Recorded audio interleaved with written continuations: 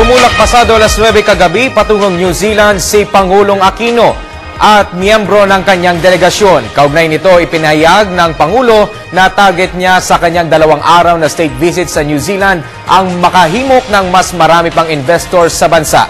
May report si Bernard Tan. Pasado alas 9 kagabi nang tumulak si Pangulong Aquino kasama ang ilang miyembro ng gabinete patungong New Zealand. Ilan sa mga kalihim na kasama ng Pangulo ay sina Presidential Spokesperson Edwin Lacerda, Finance Secretary Cesar Purisima, Department of Agriculture Secretary Proceso Alcala at marami pang iba. Dadalo ang Pangulo sa isang bilateral meeting kasama sina Prime Minister John Key.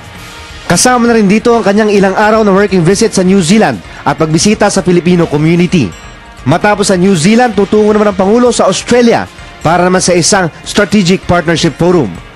Misyon ng Pangulo na palakasin ang ugnayan ng Pilipinas sa New Zealand at Australia tungo sa isang mas matibay na ugnayang pandaigdig para tahakin ang tuwid na daan.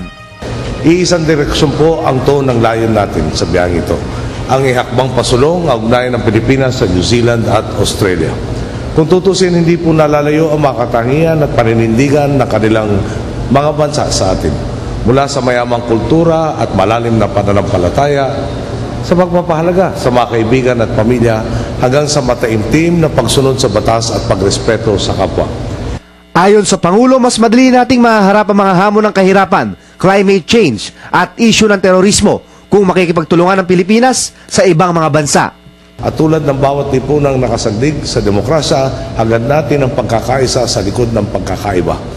Inaasahan din na mag-uuwi ang Pangulo ng pangako mula sa mga banyagang investors para mamuhunan sa bansa para magbigay ng trabaho at kabuhayan sa marami nating mga kababayan.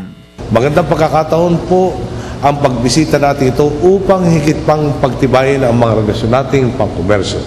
Kasama po sa delegasyon natin ngayon ang ilang negosyante Pilipino upang pag-aralan ang mga kasunduan sa pamumuhunan na maaaring umusbong sa pagitan ng Pilipinas, New Zealand at Australia.